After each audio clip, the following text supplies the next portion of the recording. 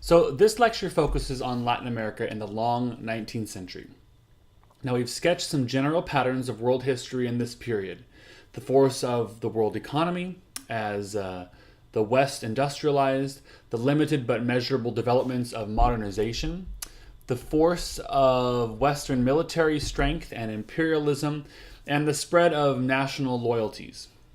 So, in this lecture, we're going to look at these larger factors in the context of a particular civilization's experience. Now, one reason to focus on Latin America is a general concern in world history to pay appropriate attention to this region. Now, from the colonial period, Latin America had developed a number of important features. The Latin American economy depended on many respects on that of Western Europe through the intermediaries of Spain and Portugal. Although by the 18th century, local manufacturing and other economic activities had emerged. Latin America also faced significant issues concerning the formation of effective governments. Now, given the facts of colonial control by Spain and Portugal, economic interference from other sectors, and landlord rule in many parts of Latin America, developing effective central governments, was a significant problem. Spain and Portugal had tried to address this issue during the 18th century in the so-called Bourbon reforms. Now, Latin American culture began to be forged in the colonial period as well. Imports from Western Europe were predominant in the form of Catholicism and religious architectural and artistic forms. European priests and governors urged that Western standards be applied to families, but in fact, partly because of colonial sexual exploitation of Native women, large numbers of illegitimate children were present in Latin American families. Now, among the events that shaped Latin American experience in the long 19th century were the Wars of Independence that stretched from 1810 to 1820. These independence movements reflected liberal and nationalist beliefs imported from Western Europe and the United States.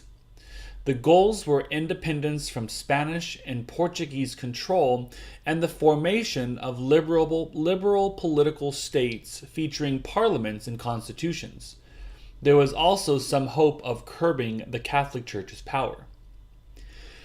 Now, the social base of the independence movements was fairly shallow. Most of the leadership was Creole, that is, people of European origin born in Latin America. And although a few regions saw reform, such as the abolition of slavery in Mexico, the social results of these movements were generally limited. Now, the independence movements removed the Spanish, but did not overturn the basic ruling forces in Latin American society that revolved around the church, the landless class, and increasingly the military. After independence was achieved, many Latin American nations exhibited a characteristic set of new nations problems during the 1820s and 40s. One of the grievances of the independence leaders was that they had been excluded from participation in government. But by the same token, not many people were available who had experience running in a state. Now, another characteristic problem in the formation of new nations is at least a brief period of economic dislocation. In Latin America, this problem was exacerbated by the importation of British industrial goods after the withdrawal of Spanish tariff and military protection. Now, disputes over political legitimacy were another predictable problem.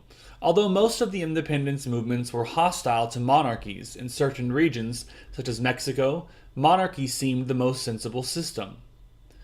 Quarrels might also arise relating to the territorial integrity of the new states. Nationalist leaders in Latin America hoped to form large nations on the model of the United States. Most of these ambitious combinations fell apart, however, because the legitimacy of the territory was not recognized. In the process of settling boundaries, Latin America saw much political turmoil. External boundaries were often disputed in the formation of new nations. Now, certain outcomes are also characteristic of new nations' problems. The first of these is a tendency towards political instability, which we see clearly in 19th and even 20th century Latin America. We also note an ongoing tension between conservatives bent on protecting the church and landlords, and liberals interested in social reform, education, limitations on the church, and the creation of a parliamentary system. Now, another common outcome in the phenomenon is caudillismo, that is, the selection of dictators whose rule promises to end instability. Now, this aspect of Latin American history contrasts with the experience of the United States, also a new nation, but not one in which these problems occurred to the same degree. Now, different colonial experience had given more North Americans experience in government, and the issue of slavery, however, would present a significant new problem to the United States. Now, the long 19th century was an important period for the development of Latin American culture. Latin America emerged from tentative cultural expressions to the potential for creating literary and artistic currents of its own. A number of Latin American novelists, for example, emerged in the 19th century and exploited characteristic Latin American themes of frontiers and ethnic diversity. At the same time, these novelists and other artists were still strongly influenced by literary and intellectual patterns developed in Western Europe and, to some extent, in the United States. Now, Western influences were apparent in some other respects that go beyond high culture. For example, in many Latin American countries, cities were expanded or created along European architectural lines. An urban middle class emerged in Latin America that often espoused European values, such as the new emphasis on public health measures or the efforts to impose Western standards on native populations. Now, increasing European immigration to Argentina, Uruguay, Chile, and to some extent Brazil furthered European influence. At the same time, however, people of Native American, mestizo, or African origin continued to defend popular religious traditions and other cultural elements that reflected a somewhat different perspective. Now, any discussion of Latin America in the long 19th century must note the growing peripheralization of the economy. By the middle of the 19th century, after the successful independence movements, many parts of Latin America saw the recovery of a certain degree of prosperity. From about 1870 onward, however, Latin America was marked by peripheralization. An increasing number of peoples and territories were locked into the production of export goods, some of which were damaging to the environment. More segments of the Latin American economy now depended on cheap labor to produce goods for the export market. Exportation, in turn, supported imports of expensive processed goods or produced revenues only for the upper class. Now, a new component here was the difficulty faced by even reformers in pulling Latin America out of this peripheral relationship. Machinery for Latin American factories had to be imported from Western Europe or the United States and purchased with money borrowed from European or American banks. International indebtedness made the dependent status of the Latin American economy harder to remedy. Now, to pay for the importation of equipment, the obvious recourse was to increase production of exports.